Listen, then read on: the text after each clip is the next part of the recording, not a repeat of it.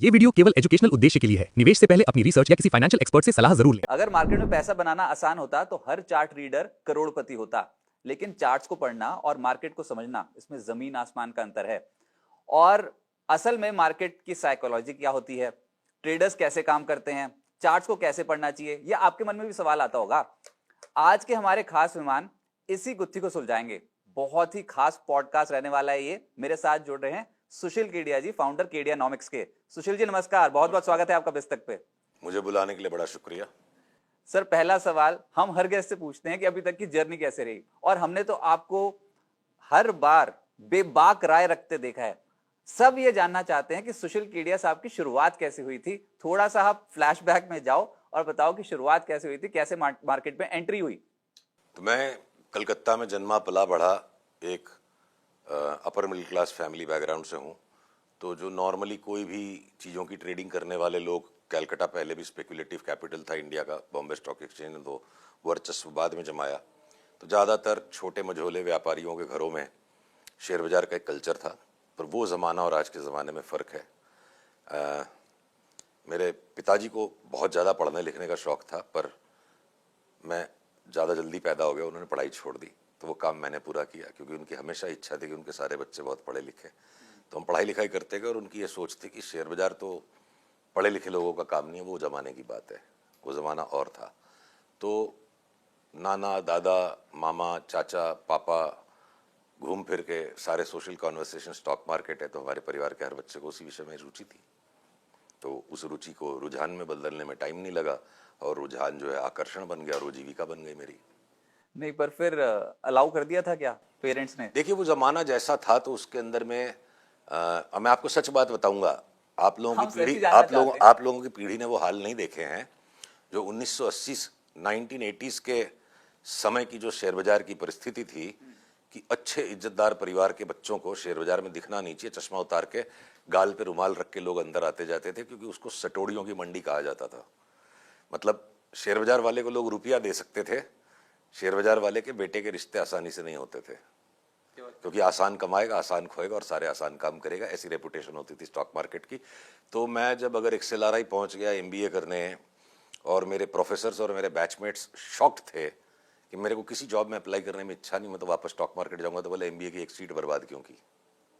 तो वो जो समय था, उस समय से लेकर आज का अब जो समय आ चुका है कि the best of the professionals, चाहे वो कोडर्स हों, chartered accountants, MBS, stock market is the venue for the most professional minds now.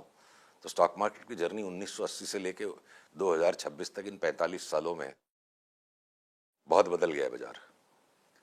लेकिन फिर कैसे पता लगा कि टेक्निकल एनालिसिस की तरफ जाना है? क्योंकि जो इमेज बनी हुई है ना, वो तो टेक्निकल एनालिस्ट की बनी हुई है, लेकिन मैं पर्सनली जानता हूं कि आपसे अगर इकोनॉमी के बारे में बात करना शुरू करो तो दे दनादन क्या व्यूज निकल के आते हैं, बेबाक राय वहां पर भी निकल के आती है। तो हम क्या समझें, सुशील केडिया जी टेक्निकल एनालिस्ट हैं, फंडामेंटल एनालिस्ट हैं, या फिर इकोनॉमिस्ट? मीडिया को फ्रीडम ऑफ एक्सप्रेशन को अब्यूज करने का लाइसेंस मिला हुआ है, जिसको 200 साल से कहते हैं पोएटिक लाइसेंस। तो ठीक है, अगर बहुत unprofessional, professional, youngsters, experienced, inexperienced लोग भी हैं। अब देखिए, आप किसी को एक्टर बोल सकते हैं, अरे यार ये तो एक्टर है, पर एक्टर के अंदर में भी पेडिग्रीज और कैपेबिलिटीज है। तो जिस काम को करो अच्छे से करो, और अगर टेक्निकल एनालिस्ट की स्पेस में आप लोगों ने आइडेंटिफाई कर लिया तो मुझे कोई दिक्कत नहीं है, बिल्कुल। अगर मेरे 8 पोस्ट ग्रेजुएट क्वालिफिकेशन या हर विषय पे पकड़ है तो वो अपनी जगह पर है। पर अगर चार्ट को देखना अनिवार्य है, और चार्ट मेरे को लगता है सबसे ज़्यादा प्रधान है, आपकी सारी पढ़ाई लिखाई एक तरफ, चार्ट की पढ़ाई एक तरफ, इतनी महत्वपूर्ण अगर ये बात है तो फिर इसमें संकोच कैसा? इकोनॉमिस्ट क्या चार्टिस्ट से बेटर है? पैसा बनना चाहिए आखिर में, जैसे मर्जी बने। देखिए, सच कहूंगा, आपका क्या बनना चाहिए, आप उसकी छटपटाहट में जीवन भर लगे रहो। आपका क्या बनेगा वो ऊपर वाले ने निश्चित किया है। विदुर उससे ज्यादा विद्वान नहीं था पूरी महाभारत में। राजाओं के वंश में वो बैठता था, पर उसके जन्म को इस तरीके से करवा दिया गया कि उसको राजगद्दी के योग्य कभी नहीं समझा गया। कर्ण था वो जात से, जन्म से क्षत्रिय, पर अगर उसको सूत पुत्र कहा गया, शूद्र कहा गया, तो नियति जिसने लिखी है। अब कुछ लोग कहते हैं वक्त से पहले और भाग्य से ज्यादा हम आपको बनवा के दे देंगे, पर वक्त और भाग्य ये दोनों धाराओं के बीच में हमें बनाने वाला बांधता है। ये पैसा बनना चाहिए को जो पैरामीटर मान लेते हैं, और यही दुनियादारी भी कि जिसके ज्यादा पैसे बने वो होशियार। तो ऐसा है, मैंने जो अब तक समझा है, कोई भी चीज की सोच फाइनल नहीं है। देखिए, किसी के पास बहुत ज्यादा काम करने की लगन है, बहुत मेहनती है वो इंसान। किसी के पास बहुत पढ़ाई लिखाई करने का मौका मिला, बहुत वाक्पटु है, उसके पास शब्दों के साथ, बुद्धि के साथ कुछ भी कर सकने की क्षमता है। किसी को बहुत सारा पैसा मिल गया, ठीक है, तो एक आशीर्वाद मिल गया कि आपको इतना अच्छा स्वास्थ्य और आपको इतनी अच्छी मानसिक अवस्था मिल गई है कि आप बहुत लगन के साथ काम कर सकते हो। तो आप भगवान को परेशान कर दो कि मेरे पास बहुत हार्डवर्क करने की कैपेसिटी है, इसलिए अब मेरे को यूनिवर्सिटी में भी टॉप करना, और अब मैं यूनिवर्सिटी में टॉप करने का आशीर्वाद मिल गया तो मेरे पास सबसे ज्यादा पैसे होने चाहिए। हर चीज एक आशीर्वाद है, समझने के लिए उम्र बितानी पड़ती है। और जो भगवान को परेशान करेगा कि एक आशीर्वाद मिल गया तो मेरे को दूसरा भी देना पड़ेगा, तो गलत है। देखिए, बहुत बड़ी बहस ये चलती है कि बहुत सारे अनपढ़, बिना पढ़े लिखे या ना समझ किस्म के लोगों के पास भी बहुत पैसा है, राइट। और बहुत सारी ये बहस चलती है कि पढ़े लिखे आदमी ने क्या उखाड़ लिया जब पैसा नहीं कमाया। तो आप नॉर्मल थिंकिंग में, सारी दुनिया अगर पैसे के पीछे पड़ी है, वासना है, ये लिप्सा है, कुछ प्राप्त हो जाए, ये लिप्सा है, अग्नि है ये। पर हर व्यक्ति के भाग्य में, जिस भाग्य का निर्माण वो अपने कर्मों से कर रहा है, अलग अलग आशीर्वाद है। और एक आशीर्वाद मिल गया तो दूसरे के लिए परेशान करोगे तो सारे आशीर्वाद वापस हो जाएंगे। जब जो मिलेगा सब तो ठीक है। अच्छा, फिर मार्केट ने पहले आपको पैसा दिया या पहले सबक सिखाया था आपको? मार्केट पैसा और सबक आज तक दोनों दे रहा है। कांस्टेंट जर्नी है वो तो, लेकिन फिर भी पहले क्या हुआ था? पैसा आया था खूब। ये देखिए, बड़े पॉडकास्ट की एक स्टाइल होती है, public wants to get into nostalgia, एक स्टोरी होनी चाहिए। मेरे साथ जो मैं आपको बता देता हूँ। एक पहली नंबर बात, सारा परिवार शेयर बाजार में लिपटा हुआ। उस जमाने में स्पेकुलेशन ही होता था, ज्यादा इन्वेस्टमेंट की तो आइडियाज ही नहीं थी, बहुत रेयरली होता था ये। मैं कम से कम कलकत्ता के मारवाड़ी समाज की बात कर सकता हूँ जहाँ से मैं उठाऊँ। तो सबसे ज्यादा एक्टिव शेयर उस जमाने में होता था हिंदुस्तान मोटर। वो हर तेजी में 100 रुपए के आसपास पहुंच जाता था और हर मंदी में 8 रुपया हो जाता था। तो 8 रुपए से सारे खानदान ने लिया और हमने भी चुपके से ले लिया, हमारे लाइफ का पहला सौदा। 8 से 28 हो गया। जितने भी जान को जानते थे परिवार में, 28 में सब खूब खुश होके निकल गए। कुछ ने शॉर्ट करना शुरू कर दिया और हमने 38 में एग्जिट लिया और हम बोले हम ज्यादा होशियार हैं। ठीक, 8 से 28 तक निकले, सारा परिवार सोचे कि हम सारे होशियार, मैं सोचूं मैं ज्यादा होशियार। तो पैसा मिला कि सबक मिला? अभी पैसा मिला। और 38 में मैं भी शॉर्ट, क्योंकि सारी दुनिया शॉर्ट और मैंने ज्यादा कमा लिया।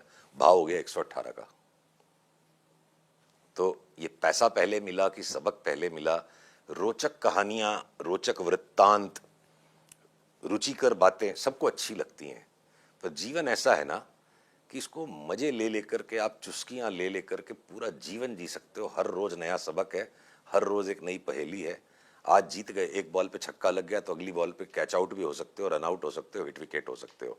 तो वही अभी से लेकर, तब से लेकर आज तक की वही कहानी है। लेकिन चार्ट रीडिंग में ये भी कहा जाता है कि चार्ट सब कुछ बता देता है, हर खबर को पहले फैक्टर इन कर देता है। क्या ये सच है?